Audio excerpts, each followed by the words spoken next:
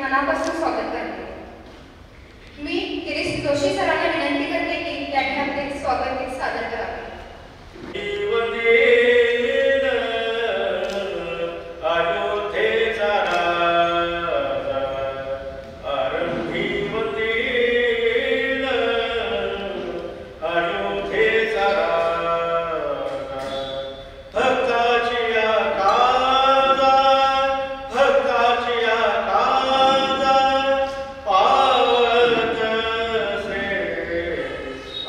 He was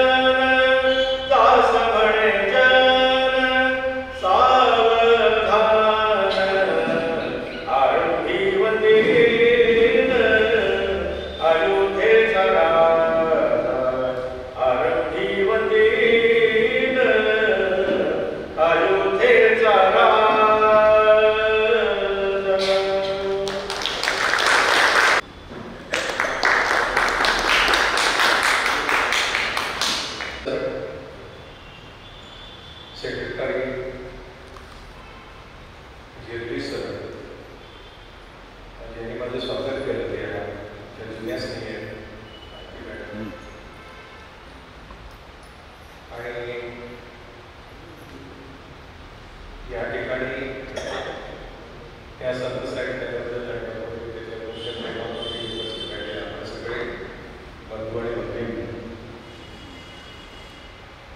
सर्वप्रथम मी गुरुदेवांच्या चरणी नतमस्तक होतो आणि जो विषय आपण काल सुरू केलेला आहे त्याच्या पुढे विवेचनाला प्रारंभ. भगवद्गीतेमध्ये अर्जुनाने श्रीकृष्णाला प्रश्न विचारले आणि त्याने ती उत्तर दिली. हा त्याचा फॉर्मॅट आहे. त्याच्यामध्ये एक गोष्ट तर सरळ होते सिद्ध की आपल्याकडे कित्येक वेळा असं होतं की एका बाजूने संवाद तो सांगतो दुसऱ्याने फक्त ऐकतो.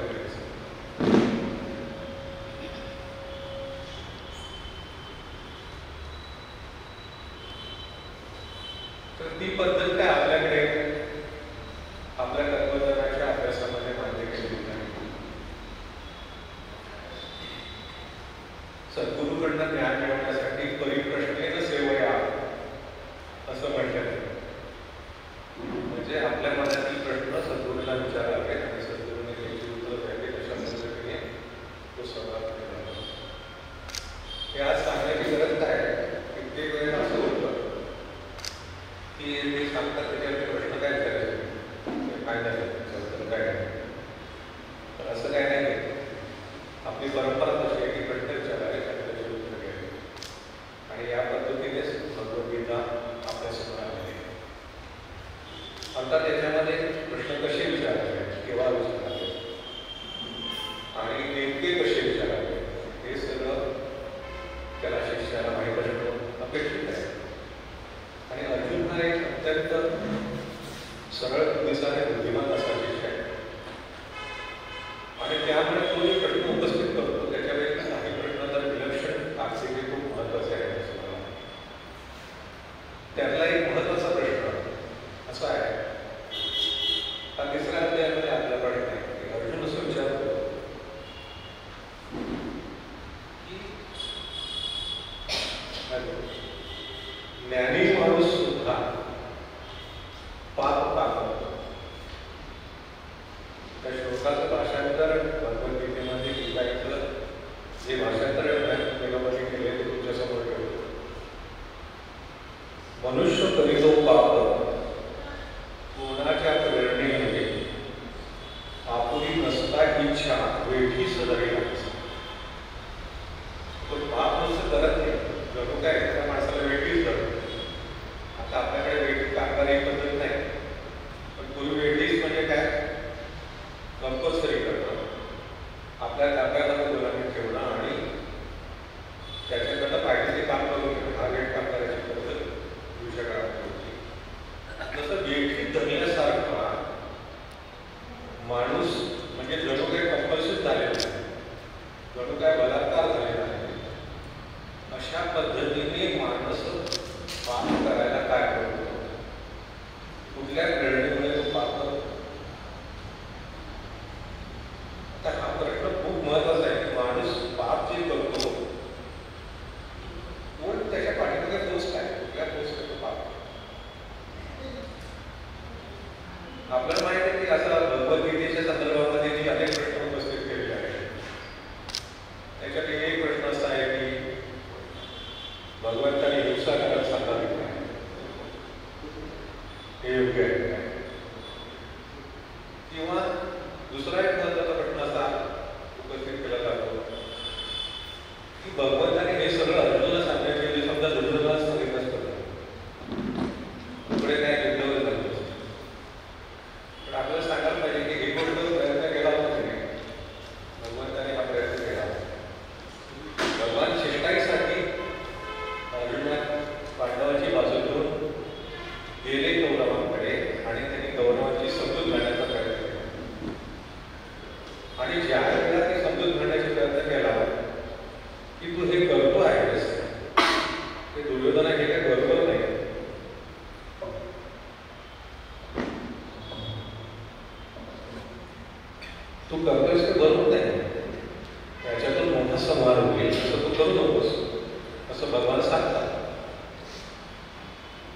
त्यावेळेला जे दुर्योधनाने उत्तर दिले ते खूप महत्वाचं आहे.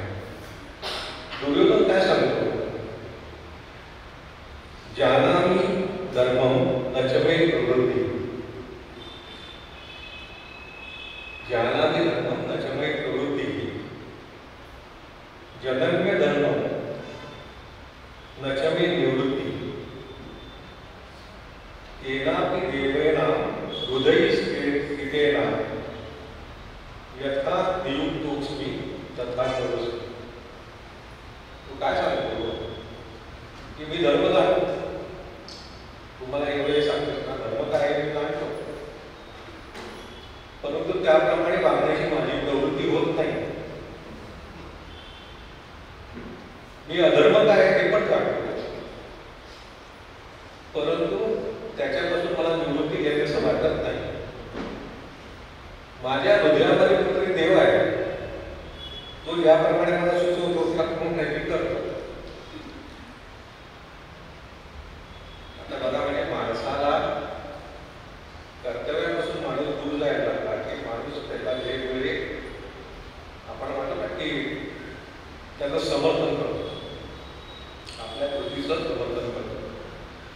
गीता प्रवचनामध्ये ज्याला अर्जुन अशा प्रकारे सांगायला लागतो की मी का करतोय, ते कसं योग्य आहे, त्याच्यामध्ये भगवंताने सांगितले की हे ज्ञानी माणसं असं करत नाही, तरी उत्तर दिले. त्याचं वर्णन करताना गीता प्रवचनामध्ये विनोबाने खूप छान वाक्य सांगितलं की माणसाला नागडी कर्तव्यच्युती सहन होत नाही, म्हणून तो त्याला सहवास देखील वस्त्र नेसवतो. म्हणजे आपण कर्तव्याला चुकतो हे सांगायचं तेव्हा स्वीकारायला माणूस काय नसतो, माणूस घाबरतो. आणि मग माणूस काय म्हणतो की मी ह्या कारणासाठी केलं, म्हणजे तर समर्थन करण्यासाठी माणसं वेगवेगळे युक्तिवाद पुढे करतात. त्या पद्धतीने हा दुर्योधन काय सांगतो, मी नाही, माझ्या हृदयाच्या परमात्मा मला असं करायला लागतं. आता हे दुर्योधन करतोय, आपण असं म्हणू शकतो की त्याला एक वेळ आपण बाजूला ठेवू शकतो, परंतु त्याला धर्मराजा म्हणतात. युधिष्ठिराला धर्मराजा असं म्हटलं आहे. आता युधिष्ठिर या त्या काळामध्ये, संपूर्ण काळामध्ये आपल्याला असं वाटतं की धर्माचं उत्कृष्ट आचरण करणारा कोण, तर तो युधिष्ठिर असं म्हणतात. युधिष्ठिराला सगळ्या धर्माचं ज्ञान आहे की त्याच्यामध्ये प्रश्नच नाही, आणि तो त्या पद्धतीने आचरण करतो. एवढंच नव्हे तर त्याच्यावरती त्याच्या अगदी त्याचे जे शत्रू आहेत त्याचा सुद्धा त्याच्यावरती विश्वास आहे. त्याच्यामध्ये अनेक कथा त्याच्यामध्ये वाचायला मिळतात की युधिष्ठिराला विचारलं हे करायचं किंवा काय. असा जो युधिष्ठिर आहे त्याला धर्मराजा म्हणतात, तो सुद्धा युद्ध खेळायला म्हणजे जुगार खेळायला प्रवृत्त झाला. त्याने जुगार खेळला गेले. आपण जर आपले धर्मशास्त्र वाचले तर त्याच्यामध्ये पंचमहापातक सांगितले, 5 महापातक सांगितले. नुसती पातक नाही, ही पंचमहापातक आहे. त्या पंचमहापातकामध्ये एक जुगार खेळणं आहे. पण त्या पंचमहापातकातलं एक महापातक तो करतो. पुन्हा जुगार खेळणं हे एक वेळ आपण म्हणून त्याच्यावरती काय कंपल्सरी लागतो, तो क्षत्रिय होता म्हणतात ते स्वीकारावं लागलं मार्ग. तू जुगार खेळायला बसलास, पहिल्यांदा तुझं राज्य गमावलं असतं. इथं माणसाला थांबावं की नाही, तू थांबत. पुढे आपल्या सगळे बंधू त्यांच्या हातामध्ये असलेल्या शस्त्रांसकट तो सगळ्यांना लावतो पणाला, तेही हलतो. नंतर स्वतः हलतो, स्वतःला लावतो पणाला हलतो, आणि शेवटी आपल्या धर्मपत्नीला म्हणजे द्रौपदीला पणा हलतो. हे सामान्य माणसाने केलं असतं, किंवा ज्याला बुद्धी नाही किंवा ज्याला धर्माचं ज्ञान नाही त्याने केलं असतं तर आपण म्हणजे क्षम नाही, त्याला कळतच नाही काय करतो. पण हे युधिष्ठिर करतो, हे धर्मराज करतो. म्हणजे काहीतरी वेगळं असलं पाहिजे की ज्यामुळे ते करायला प्रवृत्त होतो.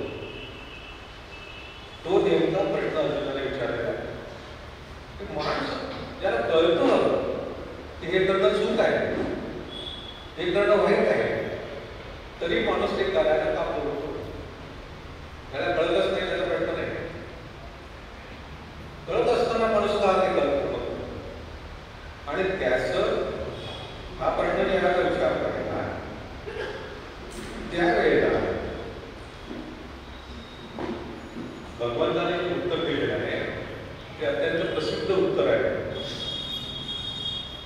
त्याने उत्तर असं दिलं की याला कोण कारणीभूत आहे? तर काम हा आणि हा क्रोध. घडीला जो रजोगुणी मोठा आदाड पापिष्ट तो वैरी जाणतो.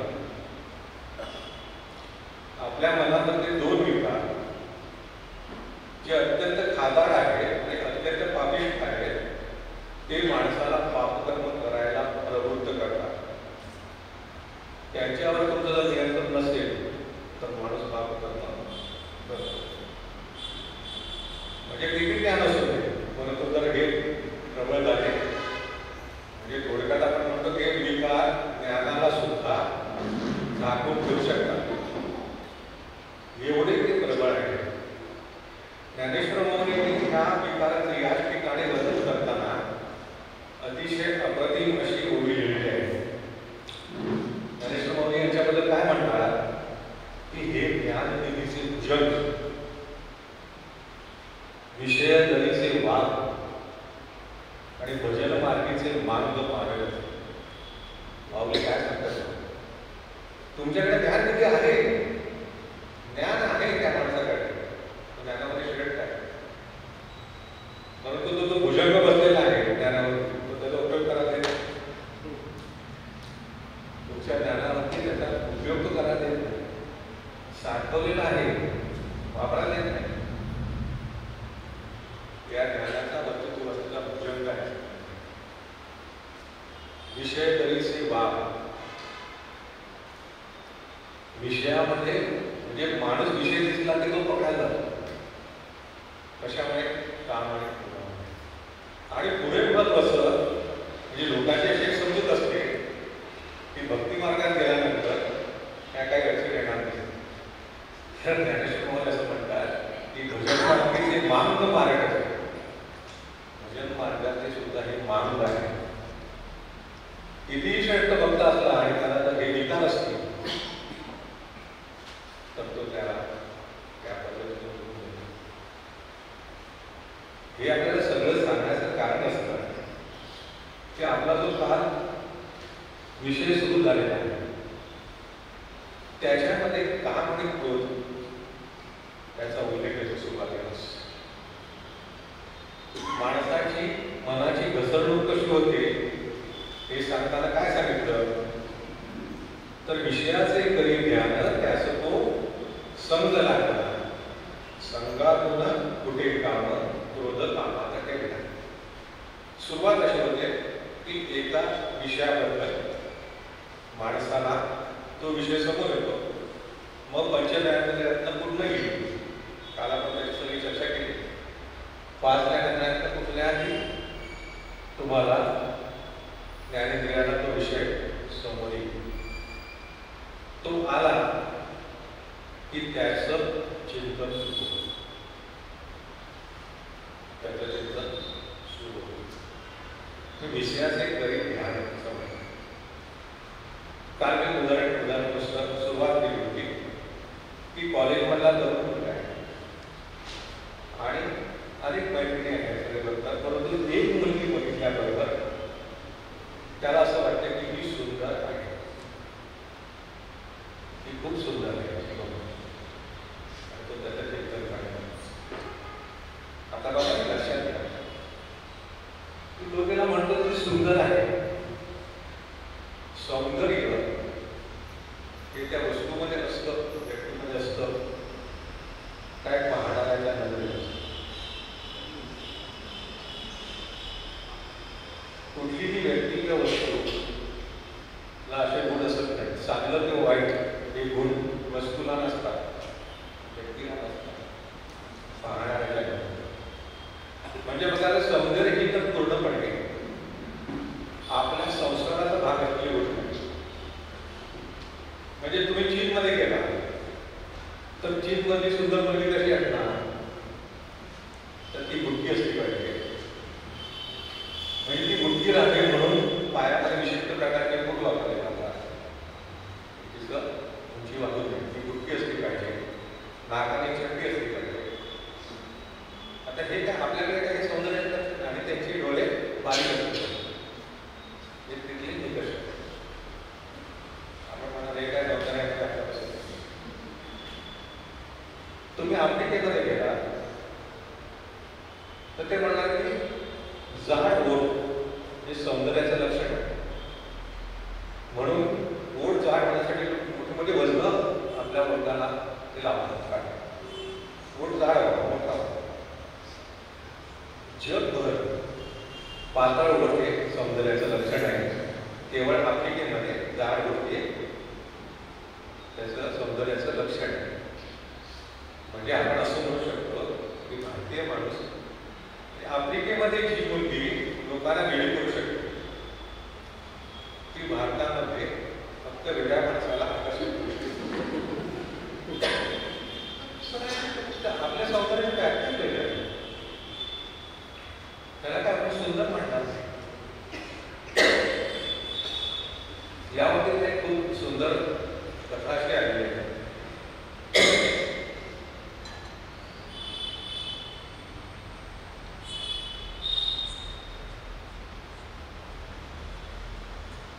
रावणाचा वध झाल्यानंतर रामायणामध्ये रावणाचा वध होतो आणि त्यानंतर भगवान पुन्हा अयोध्येला येतात. अयोध्येला आल्यानंतर रामप्रभूंचा राज्याभिषेकाचा सोहळा. त्या सोहळ्याची निमंत्रणं त्याने आपल्या सगळ्या मित्रांना पाठवली. त्या पद्धतीने ते निमंत्रण किष्किंधेला सुद्धा गेलं. सारखं सुग्रीवाला ते निमंत्रण गेलं की तुम्ही तुमच्याकडचे मार्ग त्यांच्या घरातले सगळे लोक एवढा मोठा समारंभ करतो. तर हे जे वादक होते त्यांच्या ज्या स्त्रिया आहेत पण वादवी त्यांना खूप उत्सुकता होती. काय उत्सुकता होती? एका स्त्रीसाठी एवढं मोठं युद्ध पाहू अशी काय ती सुंदर आहे. एका स्त्रीसाठी झालं ना एवढं मोठं युद्ध. म्हणाले तिला बघितलंच पाहिजे. कारण युद्धाच्या वेळेला वादळ येत होतं पण त्या स्त्रिया तिकडे काही शक्यता नाही. पण त्या म्हणतात की आम्हाला बघायला आम्हाला तिला बघायला आमचा इंटरेस्ट काय किती सुंदर आहे आपल्यापेक्षा सुंदर आहे बघायचं. सगळ्याकडे या हे सगळ्याकडे दरबार करत होतो. सगळेजण आपापल्या जागा घेतात आणि मग त्या आपण म्हणतो पडलेल्या पाहिजे स्त्रियापासून त्या पद्धतीने स्त्रिया बघतायत. त्या वादळी सुद्धा बघतात आणि मग ही महाराणी त्याप्रमाणे तिच्या नावाची घोषणा होते आणि सीता दरबारमध्ये सीता त्याला दरबारामध्ये यायला त्याला सगळ्या वानरी तिच्याकडे बघतात. बघून म्हणतात अरे ही सुंदर सुंदर दिसत नाही. हे सौंदर्याचं लक्षण काय? तर जबतर पण पाहिजे, गोळी बारीक पाहिजे. आणि म्हणायला लागले की तिला आपलं अंग झाकण्यासाठी वस्त्र वापरावे लागतात. मुळामध्ये अंगावरती इतके केस पाहिजे की वस्त्र वापरण्याची गरज लागणार नाही. हे खरं सौंदर्य आहे. कशाला वस्त्र वापरायचं? तुझ्या अंगावर केसही काय दिसत नाही. आणि सर्वात महत्वाचं म्हणजे शेपूट कुठे तिला शेपूट नाही तर बॅलन्स कसं करतो त्याच्यामध्ये काय सांगितलं आहे की तुमचे म्हणजे मानवाचे सौंदर्याचे निकष आणि वादळाचे सौंदर्याचे निकष वेगळे असू शकतात. मानवाचे सौंदर्याचे निकष आणि त्याचे सौंदर्याचे निकष मानवाचे किंवा देवाचे वेगळे असू शकतात. तसं एखादी व्यक्ती ही सुंदर आहे असं जर एखाद्याला वाटलं तर तो त्याचा वैयक्तिक स्वतःचा चॉईस आहे. त्याने ठरवलेलं आहे की ही सुंदर आहे. म्हणजे आपण तिथे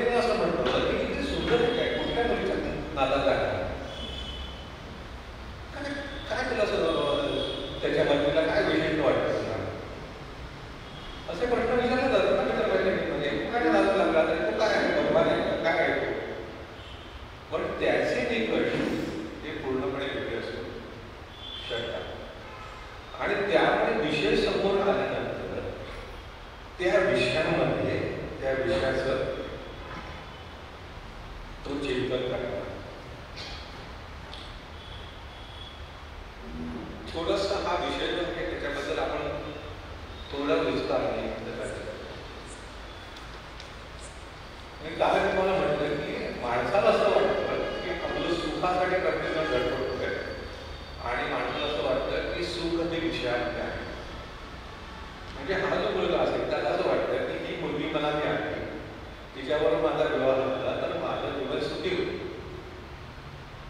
आणि तो म्हणून त्याचे सातत्याने तिचं चिंतन करायला लागतं. तसंच प्रत्येक गोष्टीचं म्हणजे एखाद्याला वाटतं की मला इतके पैसे मिळाला की मी सुखी, एखाद्याला असं वाटतं की समजा ही गाडी जर मला मिळाली तर मी सुखी. त्याच्यामध्ये माणूस सुख शोधायला त्या विषयामध्ये सुख मिळणार असं तो बघायला लागतो. ही कल्पना जी सुद्धा आहे ही कल्पना सुद्धा त्या त्या व्यक्तीच्या मनामध्ये ठरवलेली असते आणि ती मुख्यत्वे आपल्या पूर्वसंस्काराने आलेली असते. ज्याला आपण म्हणतो की कल्चर असं जे म्हटलं आहे त्याच्यातल्या ह्या गोष्टी आपल्याकडे आलेल्या असतात. सुखाच्या कल्पना माणसाच्या वेगवेगळ्या असतात. म्हणजे भारतातल्या माणसाच्या सुखाच्या कल्पना आणि युरोपमधल्या किंवा इतर ठिकाणच्या माणसाच्या सुखाच्या कल्पना वेगळ्या असू शकतात. म्हणजे तो एक प्रसिद्ध प्रसंग सांगितला जातो ना की एकदा एक युरोपियन राजा चालला, त्या ठिकाणी एक माणूस झोपलेला होता. तो दुपारच्या वेळेला झोपला आहे, भरपूर आहे झोपला.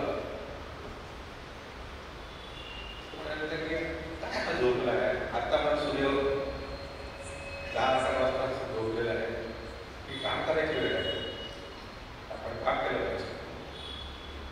तो त्याला हवं तो थांबतो, त्याला उठवतो, उठ म्हणायला अशी वाटतं कशाला झोपतो मला त्याला उठवलं की शांतपणे झोपलेलं मला काय झोपलं मला स्वतःची झोप लागली तुला कळतं की माणसाने काम केलं पाहिजे. तुम्ही काम केलं तरी काम केल्याशिवाय मिळालं तुला पैसे कसे मिळणार आणि तुझा उदरनिर्वाह कसा लागला पैसे मिळाले पाहिजे. तुला तर काम करायचं पैसे मिळाला तर काय तर पैसे मिळाल्यानंतर म्हणाले आपल्या विविध वस्तू आपण विकत करू शकतो. ठीक आहे ती वस्तू विकत घेतल्यानंतर काय विकत घेतल्यानंतर काय तर आपल्याला पाहिजे तसं आपण जगू शकतो. पण आपल्याला पाहिजे तसं जगत जगायचं म्हणजे काय होतं कशासाठी आपल्याला पाहिजे त्यामुळे सुख होतं ना. आपण माणूस सुखी होतो, सगळे भरपूर पैसे येतात चिंता लागते माणूस मग सुखी होतो. तुला काय दिसतं काय मी सुखीच आहे ना म्हणून मी झोपलोय, तू मला काही होतं. हे जे आहे म्हणजे दोन माणसाच्या पूर्णपणे वेगळ्या दृष्टिकोन असू शकतात. आपण जर ह्याचं एक चांगलं उदाहरण आपल्याला जर बघायचं असेल तर प्रत्येक धर्मामध्ये स्वर्गाच्या नरकाच्या कल्पना केलेल्या आहेत आणि त्याची वर्णन आपण वाचतो. आता स्वर्गाची कल्पना ही कशासाठी म्हणता आली तर माणसाला सुख पाहिजे. बघा ते पुढे कसं दारा वाढतं. माणसाला सुख पाहिजे म्हणून एकल्या वस्तू माणूस गोळा करतो त्याच्यामध्ये तिथंच माणूस थांबत नाही. माणसाला असं वाटतं की इथं किती सुखभोग घेतला तर तो पुरेसा नाही म्हणून मग त्याला काय सांगितलं की स्वर्गामध्ये सुख आहे, सुखच सुख आहे. इथं तू ज्या गोष्टी करू शकता नाही त्या तू स्वर्गामध्ये करू शकतो. ते सगळे सुख तुला तिथं मिळेल आणि नरक बरोबर त्याच्या विरोधी तुला दुःख होतं. की भारतीय जी स्वर्गाची कल्पना कशी आहे, तर आपल्याकडे सांगितलेलं आहे की परस्त्रीचा संघ करू नये. त्या माणसाला वाटतं की याच्याबरोबर मला संघ केल्यानंतर मला सुख मिळेल, परंतु आपल्या संस्कारामुळे म्हणा किंवा धर्माच्या नात्यामुळे तो त्याच्याशी संघ करू शकत नाही. स्वर्गामध्ये असं बंधन नाही. इथं जर तुला कॉन्ट्रॅक्ट राहतं ते तसं अप्सरा बदलेल. तिथं गेल्यानंतर तुमची वय कमी जास्त होत नाही, तरच राहतं. त्यांना मृत्यूही नाही. इथं आजारामुळे आपल्याला दुःख भोगावे लागतं. ज्यावेळी आजार होतो स्वर्गामध्ये माणूस आजारीच पडत नाही. त्यामुळे तिथं ते आपल्याकडे खूप उष्ण हवा आहे, म्हणून स्वर्गाची वर्णनं सगळीकडे तुम्ही वाचा. शीतल हवा वाहत होती. शीतल हवा वाहणं काय, थंड हवा, सुगंधित हवा, अशी तुम्हाला आपल्याकडची वर्णन मिळते. आणि समजा हा स्वर्ग युरोपमधल्या धर्मग्रंथामध्ये लिहायचा असला तर ते काय लिहिणार की तिथं सुंदरपैकी सूर्य उगवला होता, चांगलं छान गरम होतं, छान गरम. तर तिथं वर्षभर थंडीच असतो. त्यांच्या दृष्टीने थंडी ही सुखाची गोष्ट नाही. युरोपियन लोक हे जेवण आपल्या उन्हामध्ये सूर्याच्या फिरतात, कारण काय आपलं शरीर टॅन व्हावं, टॅन सूर्याची प्रखर आपल्या अंगावरती येते, त्याच्यामध्ये सुख आहे, कारण त्यांना ते भोगायला मिळत नाही. म्हणजे हे त्या त्या भागामध्ये जे आपल्यावर संस्कार झाले त्याच्यामधनं ह्या गोष्टी आपल्या विकसित व्हायला ही जी सुखाच्या कल्पना असतात त्या त्याच्यातनं विकसित होतात. म्हणजे त्या संस्काराच्या भाग आहेत. नंतर संस्कार कुठून येतात, तर संस्कार समाजात नाही येतात, संस्कार आपल्या अनुभवात नाही येतात, आजूबाजूच्या गोष्टीत नाही येतात, आणि त्याप्रमाणे माणूस आपला विचार करायला लागतो. आता या बाबतीमध्ये आपण लक्षात ठेवायचं काय आहे नेमकं, तर आपल्याला असं लक्षात येतं एकूणच मानवी जातीचा जर इतिहास बघितला आणि ज्या ज्ञानामध्ये वेगवेगळ्या क्रांती झाल्या त्यामुळे आपण म्हणतो की माणसाची विचार करण्याची पद्धतच बदलली किंवा मोठे धक्के बसले. त्या 3 महत्वाचे धक्के बसलेले आहेत. तो पहिला धक्का दिला तो आपल्याला कोपर्निकस दिला. म्हणजे आधी आपल्याला काय वाटायचं या सगळ्या विश्वासात सगळं देव कशासाठी करतो, तर आमच्यासाठी, या मानवी प्राण्यासाठी हे सगळं सुखाचे गोष्टी त्याने निर्माण केलेले आहे आणि ह्या आपण पृथ्वीमध्ये महत्वाचे आहोत आणि पृथ्वी केंद्रस्थानी. परत एकच सांगितलं की पृथ्वी केंद्रस्थानी वगैरे काय नाही बघा की सूर्याभोवती फिरते, सूर्याभोवती फिरते आणि पृथ्वी सूर्याभोवती फिरते. आता आपल्याला सायन्स सांगतात की सूर्यासारखे किती 20,000 कोटी इतके सूर्य आहेत आणि त्याच्याकडे काय काय म्हणतात त्यांच्या सगळ्या गोष्टी फिरणारे ग्रह आहेत. त्यामुळे भारतात आपण मानवी प्राणी म्हणजे खूपच क्षुल्लक आहे, त्याला काही महत्व नाही त्या सगळ्या बसा.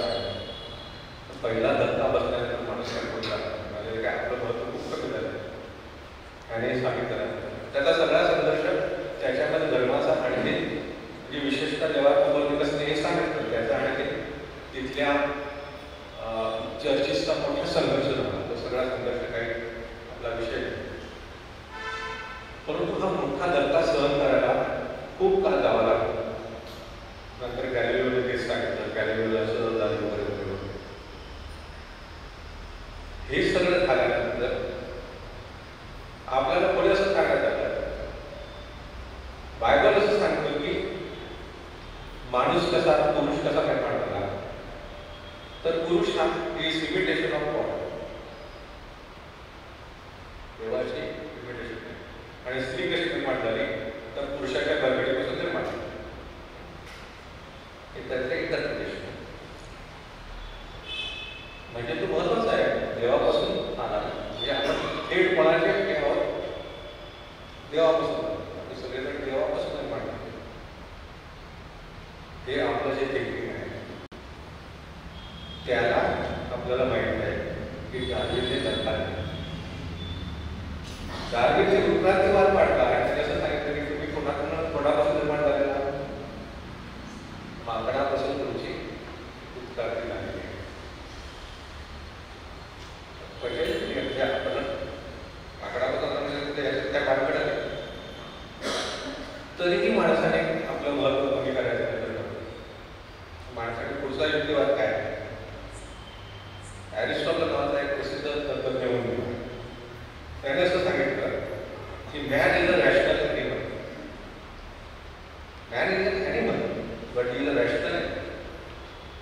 तो तर्कनिष्ठ विचार करू शकतो.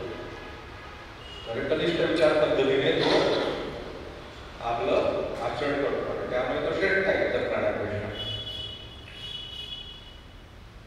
हे सांगितलं असताना सिग्मंड फ्रॉइड नावाच्या मानसशास्त्रज्ञांनी याला पण धक्का दिला. तुम्हाला असं नाही man is suppose to be rational but is not rational. माणूस जर तर्कनिष्ठ विचार करत असला असता तर हिंसा झाली असते काय? तर हिटलर जन्माला आला असता काय? कोट्यावधी लोकांना तरी मारून टाकलं असतं. स्टॅलिन निर्माण झाला असता का? धर्माच्या नावाने युद्ध झाली असते का? जर माणूस विचार करू शकला असता तर्कनिष्ठ विचार करणार तरी बसत नाही ना. हे विवेकामध्ये बसत नाही. एवढी प्रचंड हिंसा कशी माणूस करू शकतो? माणूस ह्याचं कारण असं आहे की माणूस विचार करून निर्णय घेतो असं नाही आणि विचार करून त्याप्रमाणे कृती करतो असं नाही. तर माणूस कशाप्रमाणे कृती करतो? तर सुप्त मन माझं जे मला सांगतोय त्याप्रमाणे मी कृती करतो. तर ते सगळं मानसशास्त्र सांगत नाही. त्याने म्हटलं ईडी यू आणि सुपर यू त्याचे त्यांनी वर्णन केलंय. त्याच्यामध्ये हा जो ईड आहे म्हणजे प्रत्येकाच्या मनामध्ये संस्काराने काहीतरी निर्माण झालेला आहे. त्याप्रमाणे आपण कृती करतो. आपण करून तिथं लावतो. म्हणून माणसं अगदी हे राजकीय लोकांना बरोबर माहिती असतं. राजकीय लोक म्हणतात लोक विचाराने निर्णय घेतात असं काही मतदान करत नाही. ते भावनेनेच करतात. ते भावनेनेच मतदान करतात. म्हणून भावनेला तुम्ही महत्व दिलं पाहिजे. लोकांची भावना काय आहे महत्वाचं आहे ना. फॅक्ट्स काय महत्वाची गरज नाही. हे जे असतं म्हणजे आपण लक्षात घेते आपण हे जन्मच आहे. ते आपण घरामध्ये वागताना बघा. आपण दरवेळेला आपण काय तर्क विचाराने करतो काय असं नाही. कित्येक वेळा आपले निर्णय हे आपोआप होत असतात आपल्या हातून. आणि ते निर्णय कोण घेतं? तर आपल्या भावना घेतात. म्हणून मानवी भावना हा खूप महत्वाचा विषय. आणि हा त्या भावना ज्या आहेत त्या मनामध्ये निर्माण होतात. म्हणून हे जे सुख प्राप्त होतं ते या विषयापासून प्राप्त होतं असं वाटतं माणसाला. ते त्याला कोणी सांगितलेलं आहे? तर त्या माझ्या आतल्या भावनेने हे सांगितलेलं आहे. आपल्याला असं लक्षात येतं की ज्या वेळेला माणसाला असं वाटतं की याच्यापासून मला सुख प्राप्त व्हायला लागेल मग माणूस त्याच्या पाठीमागे जाणार. त्याची संगत कधी वाटायला लागते. म्हणजे ती मुलगी आहे ती सुंदर आहे असं तो म्हणतो.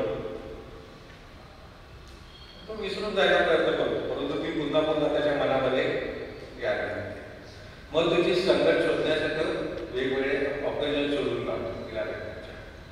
तिला भेटल्यानंतर त्याला बरं वाटायला चांगलं वाटायला त्याच्या संगतीमध्ये माणसाला बरं वाटायला लागतं. म्हणजे समजा माणूस आपण दुसरं एक उदाहरण घेऊन तुमचं लक्ष दारू आहे. आता दारू जे आहे सर्वसाधारणपणे माणसाला बघितलं तर तो काय म्हणेल?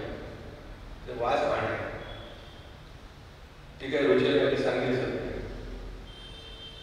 तरी माणूस ते घेतो आणि मग तो हळूहळू त्याच्या हातामध्ये लागतो. तो व्यसनी होतो.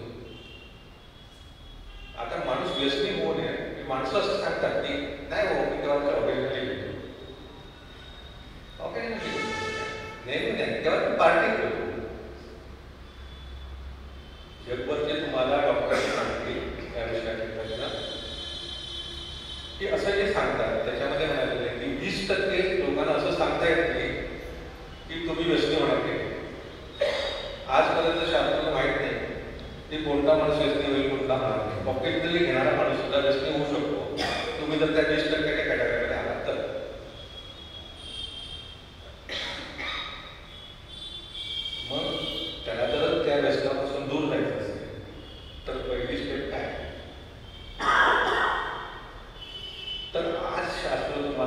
असं सांगतं की माणसाला कळतं की मी व्यसनी होणार आहे.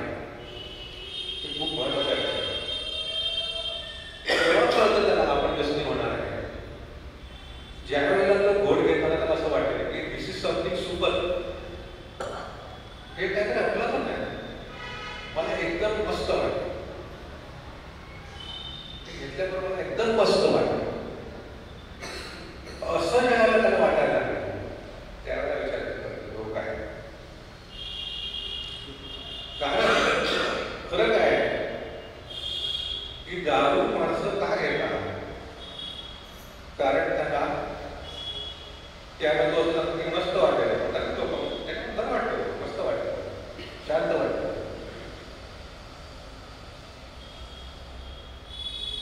दारू हे डिप्रेसंट आहे, ते उत्तेजक पेय नाही, ते डिप्रेसंट आहे. म्हणजे आपल्याला वाटत नाही उत्तेजक आहे, दारू उत्तेजक नाही. दारू नेमकं काय करते, तर दारू नेमकी तुमच्या मनातल्या सेल्स, ब्रेन मधल्या सेल्सची जी ऍक्टिव्हिटी आहे त्याचा वेग कमी करते, आणि ते कमी केल्यामुळे तुम्हाला बरं आणि वगैरे त्याच्यावर तुमचा कंट्रोल जातो. म्हणून सारा व्यवस्थित वागणारा माणूस जर दारू घेऊन त्याला काय त्या गाड्यात चढा, जनरल म्हणून चढणार नाही, फक्त तो केलेला असेल त्याला कळत नसेल तर तो काय डोकं चढ. दारू केलेला माणूस सरळ सरळ माणूस आपल्या बॉसच्या हातमध्ये मारलं काय, पण असे करून दारू केलेला माणूस करू शकतो. आपल्या बायकोला बरं नाही म्हणतात, पण तो दारू केल्यानंतर ते म्हणजे अहो चांगलाच आहे माझा नवरा, पण तो दारू केल्यानंतर काय होतं माहिती, म्हणजे काय होतं हे बरं वाटतं म्हणजे काय, तर माणसाला विचार करायला आवडत नाही. तुम्हाला मी असं सांगितलं होतं, माणूस रॅशनल आणि पण नाही बेसिक आहे, तो भावनात्मक माणूस आहे, त्यामुळे त्याला विचार करायला तुम्ही सांगितलं तर्कनिष्ठ विचार करायला आवडत नाही, आणि त्यामुळे असं वाटतं तर मस्त आहे. कारण तर्कनिष्ठ विचारापासून तो दूर जातो, आणि तर्कापासून तो दूर गेल्यामुळे त्याला खूप बरं वाटतं. विचारच करायचा नाही ना, म्हटल्यानं माणसाला बरं वाटतं. आणि हे केमिकल पद्धतीने ते दारू करते, त्याला आपण सांगू नाही, केमिकल पद्धतीने करते, आणि त्यामुळे माणसं दारू हळूहळू द्यायला दारूच्या आहारी जायला. हा जो विषय आहे, पण दारू हा विषय तुम्हाला सुखी करू शकेल का? दारूने माणूस सुखी झाला, मला एक उदाहरण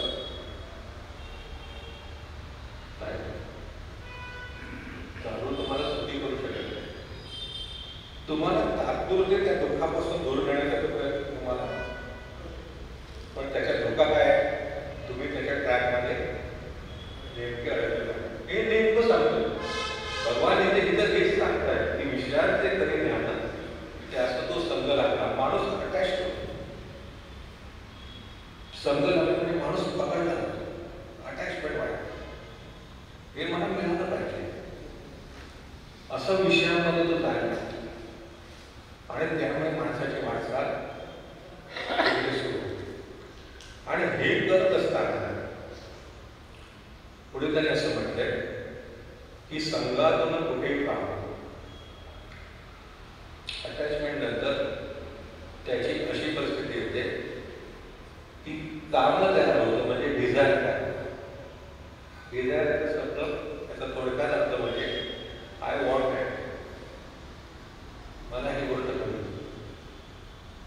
काम, आता काम हा जो शब्द आहे ना, तो आपल्या तत्वज्ञानामध्ये खूप वेगळ्या पद्धतीने वापरला. एक त्याचा प्रसिद्ध अर्थ आहे, काम म्हणजे आपण ज्याला म्हणतो की शारीरिक आकर्षण, किंवा ज्याला आपण सेक्स म्हणतो, त्या अर्थाने कामामध्ये खूप चर्चा झाली आपल्याकडे, संतांनी केली, सगळ्यांनी केली, आणि त्याच्यामुळे किती धोके होतात, किती त्रास होतात.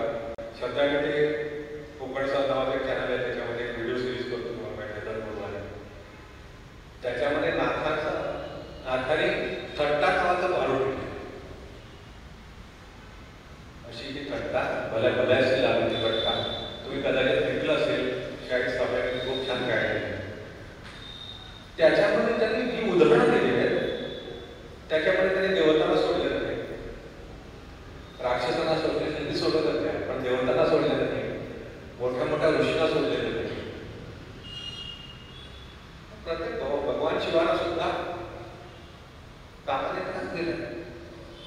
ब्रह्मदेवाला कामाने त्रास दिलेला आहे.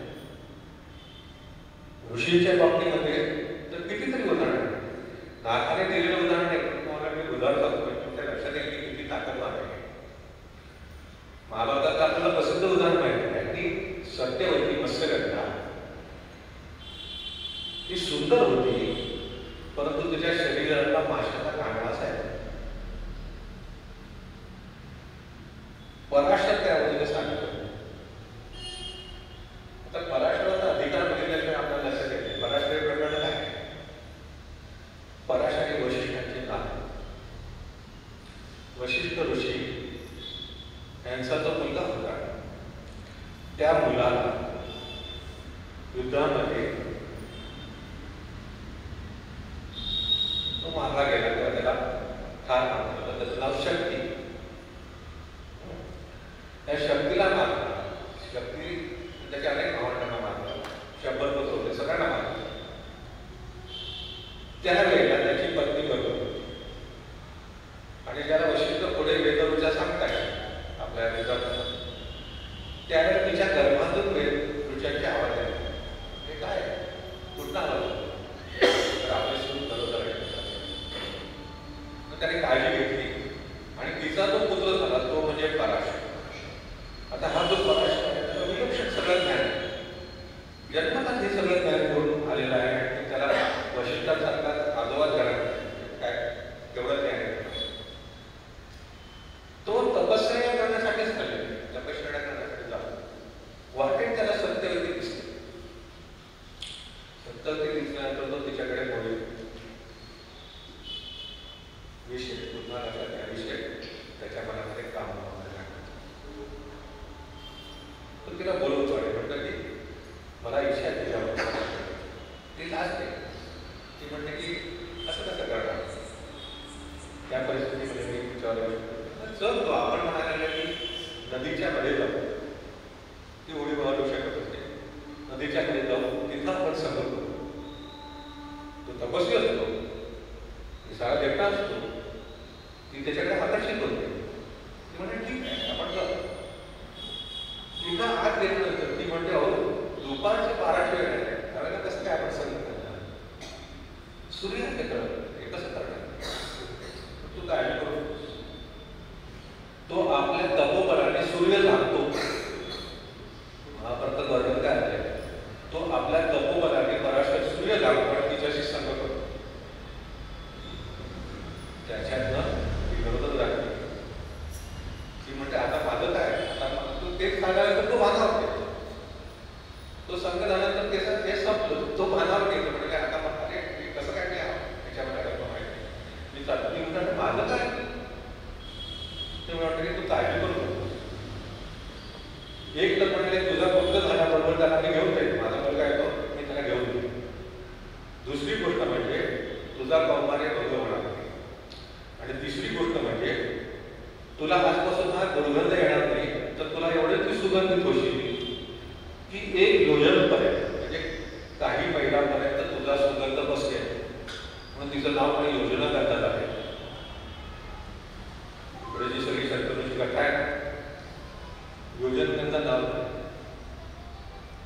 त्याच्यामध्ये आपण काय होऊ शकतो की एवढा तपस्वी पराशर की जो सूर्य झाकू शकतो, माध्याचा सूर्य, तो व्यक्तीची कामविकाराला भेटतो.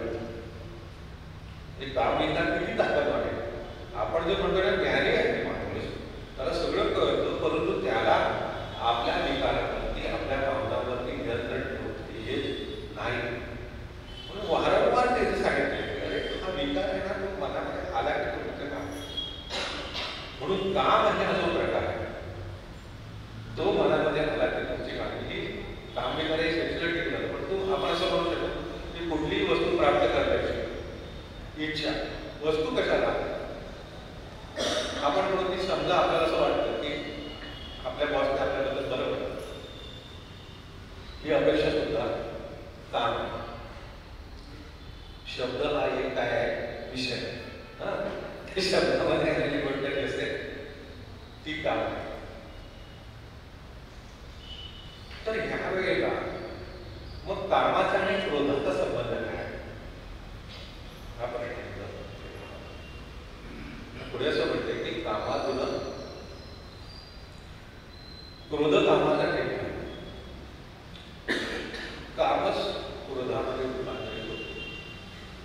म्हणजे काय होतं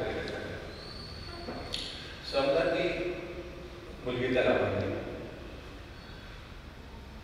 तो प्रयत्न करतोय याच्यामध्ये किती अडथळे येऊ शकतात.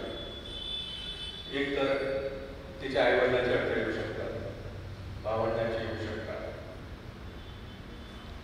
ती कुठल्या जातीचे येऊ शकतात, धर्माचे येऊ शकतात, समाजाचे येऊ शकतात. याच्या पलीकडे जाऊन आपण जर विचार केला तर ती स्वतः ते अडथळा होऊ शकते. म्हणजे तुम्हाला वाटेल हो पण तिला वाटायला पाहिजे ना. तुम्हाला आकर्षण वाटलं तिला तुमच्यावर आकर्षण कशाला वाटतं असं काय नाही. त्यामुळे तो अडथळा येऊ शकतो.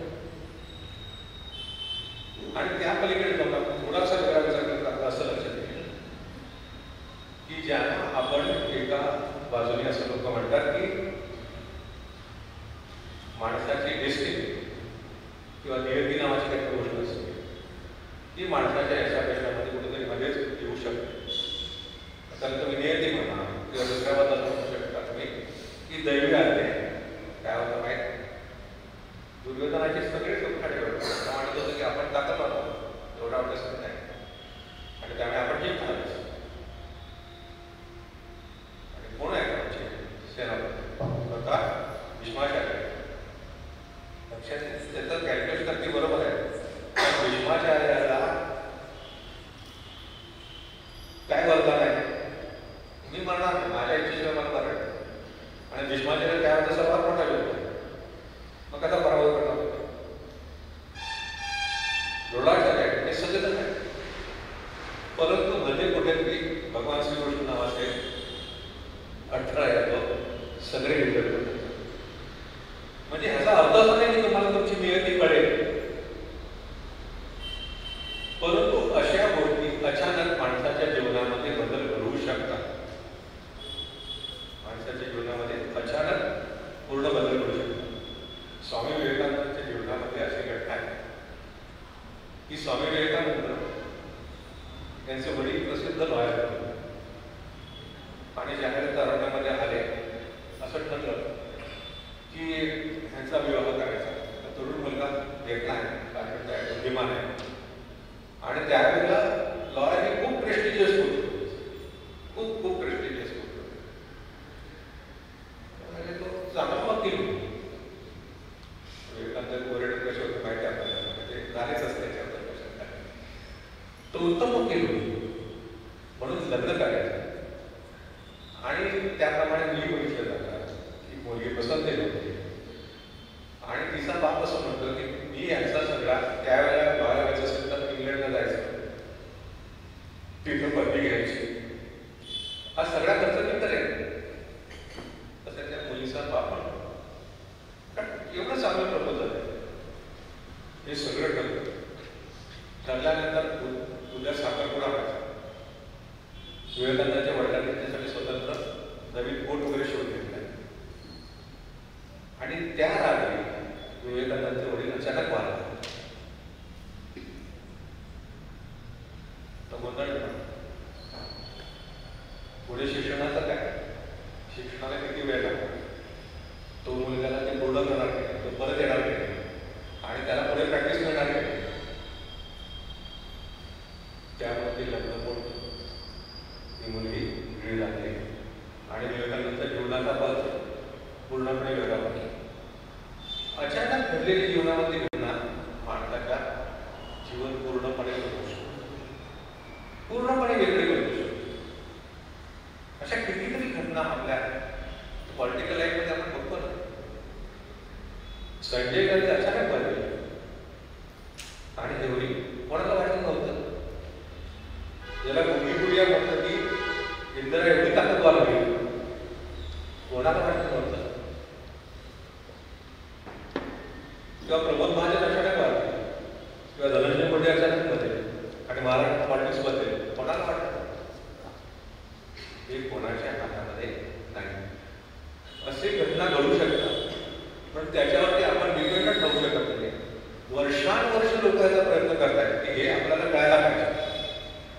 अशी जर काही गोष्ट घडत असेल तर ती आपल्याला कळायला पाहिजे. मग त्याच्यानंतर 2 दिवसात नावापेक्षा लोकांना विचारित केलं.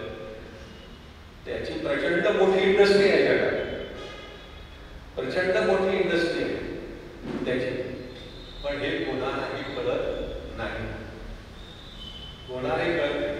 हा एक मोठा अडथळा येऊ शकतो माणसाच्या कामना पूर्ण होण्यामध्ये, माणसाच्या इच्छा पूर्ण होण्यामध्ये. ज्या वेळेला अडथळा निर्माण होतो त्यावेळेला माणसाला राग येतो, क्रोध निर्माण होतो. म्हणजे आपल्या डिझायर्सचं अँगरमध्ये रूपांतर होतं. डिझायरच आहे परंतु त्याला अडथळा निर्माण झाला, अँगरमध्ये निर्माण झाला. म्हणजे समजा एखादी नदी समुद्राकडे वाहत चालली, शांतपणा करावा नाही. मध्ये जर दगड आले तर कळवळ सुरू, मध्ये दगड आले तर आवाज येतो, मध्ये दगड आले अडथळा निर्माण झाला, आवाज निर्माण झाला. माणूस त्याची बदल, क्रोध निर्माण झाला. आणि क्रोध निर्माण झाला की त्याच्यावरती कशा प्रकारे निर्णय घ्यायचा, कसं त्याला कंट्रोल करायचं हे माणसाला कळत नाही. आणि त्याच्यातून मग पार होतो. त्याची स्वतंत्र चर्चा उद्या आपण करणार कसं त्याच्यावरती काय काय करतो. हा क्रोध निर्माण झाला. पण असं कसं एखाद्याची कामना पूर्ण झाली,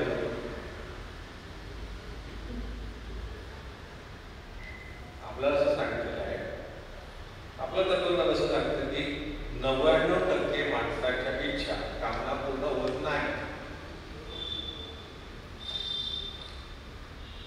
कारण काय?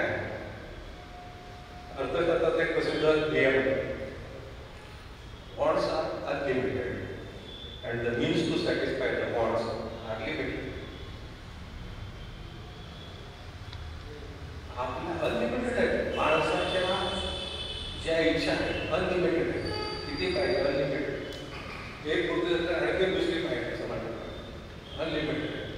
आणि मीन्स नेहमीच लिमिटेड राहतात. त्याच्यात एवढं मोठं शास्त्र विकसित झालं, रत्नामध्ये एवढं मोठं शास्त्र त्याच्यात विकसित झालं, त्या आंबळ विकसित झालं, त्याच्यातनं सगळं हे गोष्ट विकसित झालं. माणसाच्या किती इच्छा पूर्ण होत नाही आणि म्हणून मग माणूस त्या पूर्ण व्हायला जोर लावतो, प्रयत्न करतो. पूर्ण झाला नाही की त्याला राग येतो. राग आल्यानंतर त्या इच्छा पूर्ण होत नाही. राग आला म्हणून त्या इच्छा पूर्ण होणार नाही, उलट त्या जास्त दुर्बल माणूस आणखी कॉन्सन्ट्रेट, माणूस सोडत नाही, माणूस कॉन्सन्ट्रेट जास्त त्याच्यामध्ये इन्व्हॉल्व होतो, जास्त पूर्ण व्हायला लागतो. ही इच्छा मला पूर्ण होत नाही, यासाठी मी सगळे प्रयत्न करतो. परंतु समजा एखाद्या माणसाच्या इच्छा पूर्ण झाल्या, असं म्हणू शकतो 99% 1% आहे की नाही की ज्याच्या काहीतरी इच्छा, म्हणजे त्याची एखादी इच्छा तर पूर्ण होणार होता, नाहीतर हे काही विषय सांगणार नाही. त्याची इच्छा एखादी पूर्ण झाली तर काय झालं, तर काय असं सांगितलं की त्याच्यातनं लोभ निर्माण होतो.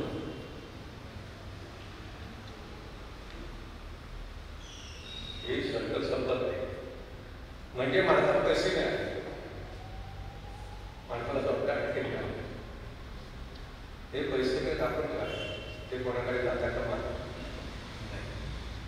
माझे पैसे, हे माझे पैसे. याच्यातून दुसरी गोष्ट निर्माण होते की मी आणि माझे असं सुरू होतं. माझं आहे, हे सगळं माझं आहे, मी गोळा करतो, मी साठवणार, दुसऱ्याला देणार नाही. हे जे आहे हा लोभ निर्माण होतो. आणि ह्या दोघांचाही पुढचा परिणाम जो आहे त्यातून मोह निर्माण होतो, त्यातून मोह निर्माण होतो. आता काल मी प्रश्न म्हटलेलं की अर्जुनाचा प्रश्न जो आहे, अर्जुनाला काय झालंय, अर्जुनाला मोह निर्माण झाला. अर्जुनालाही मोह निर्माण झालेला आहे, त्याच्यातनं दूर काढण्यासाठी सगळी बरोबर. तो मोह कशामुळे निर्माण झाला आहे?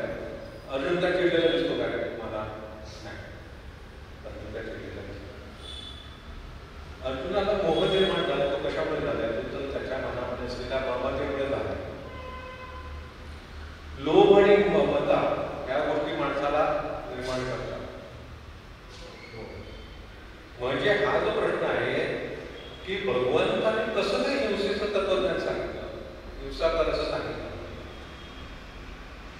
अहिंसा तर हिंसा शक्य आहे ना, हिंसा तर असं काय काय. कारण त्याच्यासमोर अर्जुनासारखा शिष्य होता,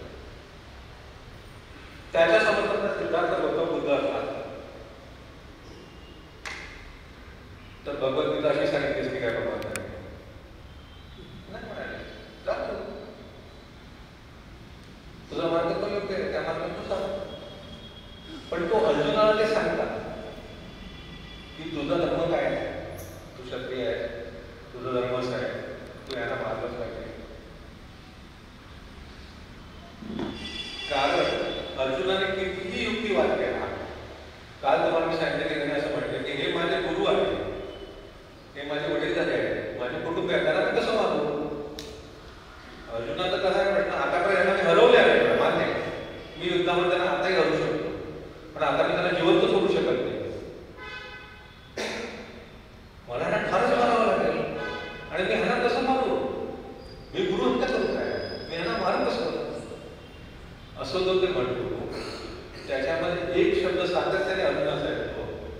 भगवंत नेमकं तिथं बोट टाकून आहे काय, माझे गुरु, माझे नाते गुरु. समजा हे माझे नसले असते तर तू बाकी असतेस की नाही. ममता काय करते तर ममता माणसाला डिस्क्रिमिनेशन करायला लावते. माझं आणि तुझं, माझं आणि तुमचं हे माणसाला करायला लागतं. माझ्या मला मिळायला पाहिजे इस्टेट, हे जे आहे ना, का ममता माणसाला कोण भगवान असं म्हणतात की अरे ह्या जगाच्या कल्याणासाठी क्षत्रिय म्हणून तुझं कर्तव्य आहे की जगामध्ये जर धर्म राहायचा असेल तर धर्माचं रक्षण करणं हे तुझं कर्तव्य आहे. अधर्म जेव्हा वाढतोय आणि तुझ्यामध्ये ताकद आहे, तू शक्तीच नाही आहे, तर तुझं या ठिकाणी काय कर्तव्य आहे. तुझं कुटुंब गेलं घरच्यामध्ये, तुझं कुटुंब गेलं उडत, तू ह्यांना वाचवलं पाहिजे. म्हणजे भगवंताने खूप काही गोष्टी केल्या. त्याच्यामध्ये आपल्याला माहिती आहे लोकांनी बसून मार्गावर लोक सांगतात, पण पांडवांनी काय कमी सुद्धा नाही. पांडवांची अश्वत्थामाने झोपलेल्या अवस्थेमध्ये अभिमन्यू आधीच मारला गेला होता. अर्जुनाचा एक पाचही पांडवांचे मुलगे झोपलेल्या अवस्थेमध्ये अश्वत्थामाने कत्तल. एवढंच नव्हे तर उत्तरेच्या गर्भामध्ये त्याने ब्रह्मास्त्र सोडलं. गर्भात सुद्धा तो मरून दे. पांडवांचं कोण वाचलंय, पण ह्या संपूर्ण जगाच्या कल्याणासाठी तुला हे दिलं नाही. याचं नेतृत्व करायचं असेल तर तुला हे सहन करा, तुला त्यांना महाराज नाही. कारण हे तू आता माझ्याने त्यांचे असं भेद करू नकोस. तर योग्य काय आहे, अयोग्य काय आहे, कोण योग्य आहे कोण अयोग्य आहे याचा तो विचार कर. हा जो आहे या मोहातनं त्याला बाहेर आणण्याचा प्रयत्न भगवंताने केला. आता ज्या वेळेला क्रोधामध्ये सुद्धा नेमकं होय होतं की माणूस होईल. हा जो मोह आहे त्याचा समोहित होतो असं प्रयत्न वापरलेला आहे. आणि तो समोहित झाला की पुढे काय होतं हे पुढचं आधी सांगतो. कारण त्याचा संबंध आपल्याला समजेल नेमकं मोह काय करतो. तर त्याने मला असं सांगितलंय की ज्या वेळेला माणूस समोहित होतो त्यावेळेला स्मृती लोप पावते आणि स्मृती लोप पावली की माणसाचा बुद्धिनाश होतो आणि बुद्धिनाश झाला की माणूस संपतो असं त्याने सांगितलं. की त्याने सांगितलं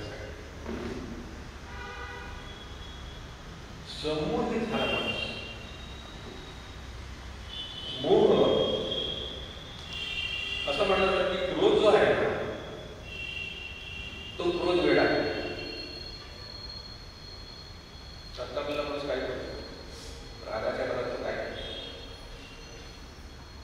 क्षणिक आहे तो वेळ आहे.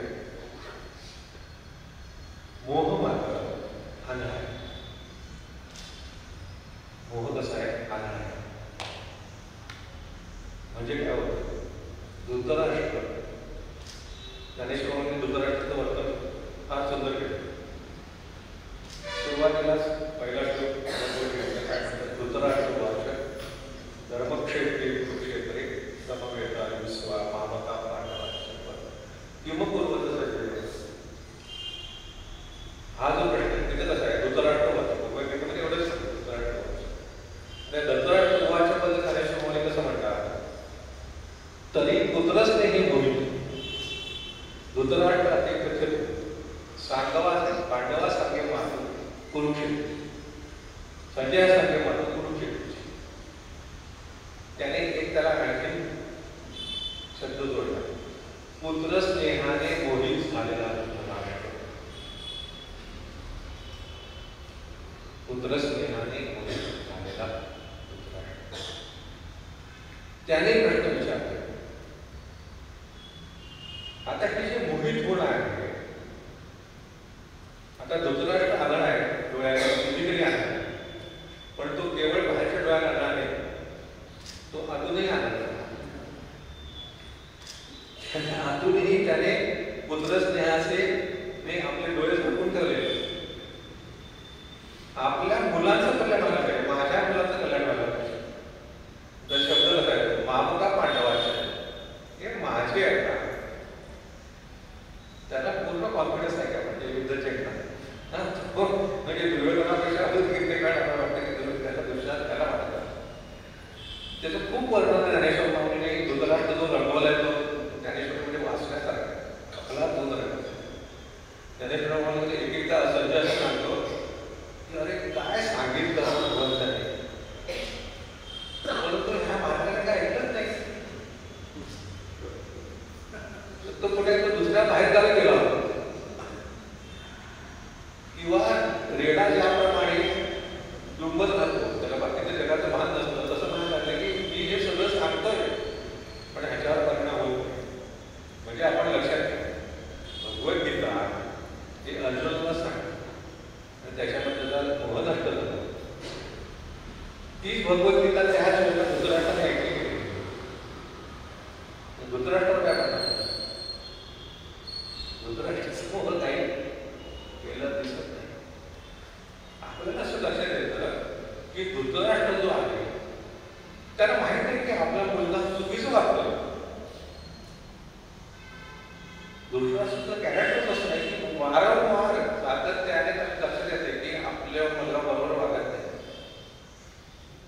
तरीही तो त्या मुलाची बाजू घेतो, त्याला संरक्षण देण्याचा प्रयत्न करतो.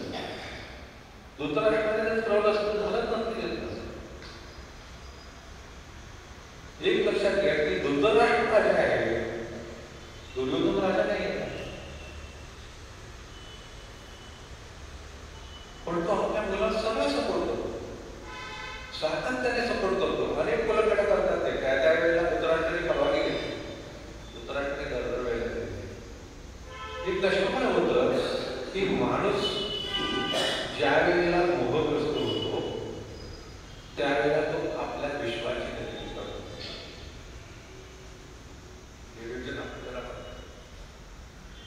समूहन हा प्रकार तुम्ही बघितला असेल. समूहाचे प्रयोग वगैरे तुम्ही ते समूहामध्ये काय करतात? समर्थ आहे आणि मग त्याला हिप्नोटाईज करतात. हिप्नोटाईज केल्यानंतर तो म्हणतो एक कारलं त्याच्या हातामध्ये एक छान गोड आंबा आहे, म्हणतो वा किती सुंदर आहे आंबा. आंबा म्हणून गोड खातो, काय आहे? कारला. तो खातो त्याला आंबा म्हणजे काय? समूहन तुम्हाला वास्तवापासून दूर नेतं आणि समूहन तुमचं स्वतःचं विश्व तयार करतं. धृतराष्ट्राला असं वाटतंय की आम्ही जणू हे युद्ध जिंकलं कसं आहे. दुर्योधनाला हे वाटतंय की हे युद्ध आम्ही जिंकलंच आहे, त्यामुळे तो तसंच विश्व बघतोय. त्याच्यासमोर किती फॅक्ट्स आल्या तरी ते सगळ्या फॅक्ट्स नाकारतो आणि स्वतःचं विश्व तयार करतो. म्हणून हा फरक लक्षात घेतला पाहिजे की क्रोध जो आहे हा ऍक्च्युअल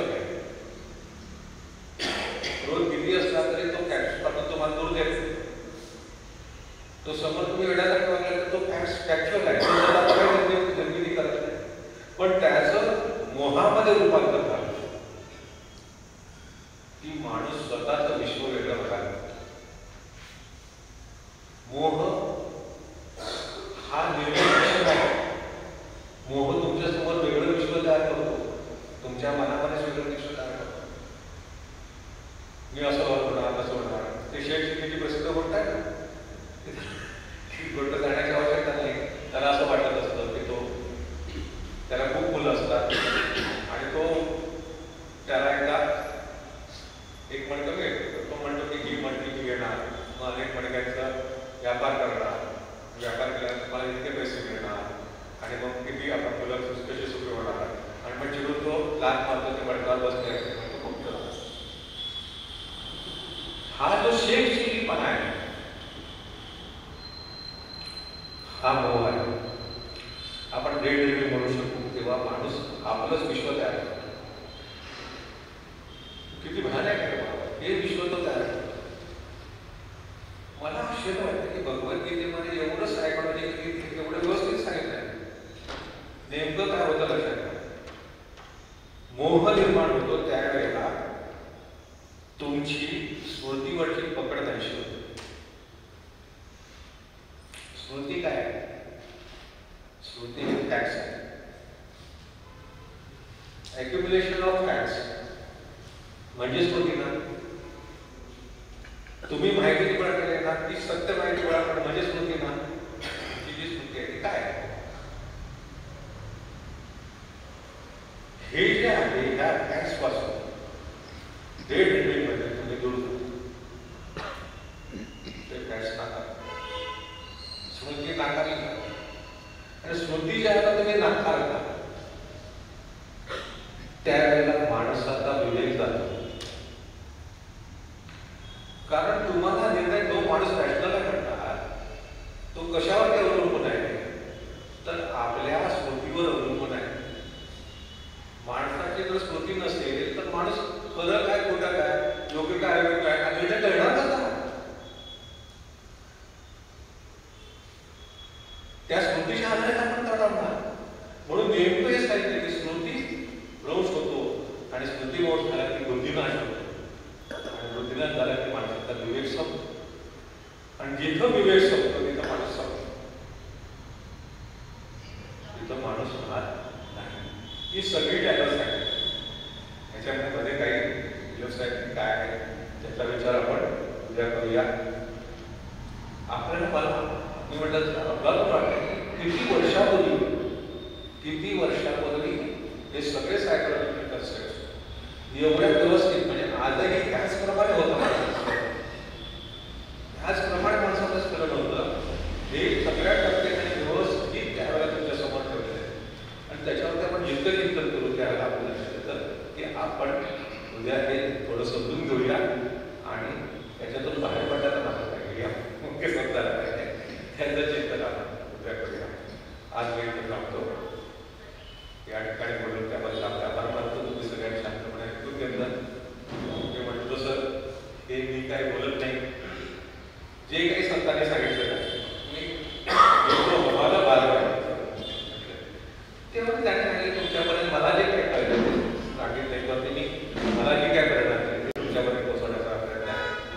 त्याने करून घेतली सेवा त्याची चरणी अर्पण करतो आणि थांबतो. मला मंडळी माऊली ज्ञानेश्वर महाराज की जय. जगद्गुरु तुकाराम महाराज की जय. अवधूत सरस्वती गुरुदेव दत्त.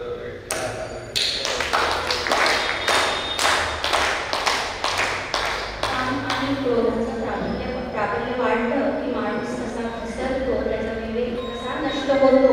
त्याचबरोबर सांगून घेतल्याने तिच्या उत्कृष्ट अशा धन्यवाद सर. त्यानंतर आभार प्रदर्शन होईल. आभार. आदरणीय महागुरु गुरुदेवांचा शिष्यवर्ग गेले 2 दिवस आपण महाभारतामध्ये बोलून गेलो किंबहुना हे संपू नये असं सर्वांना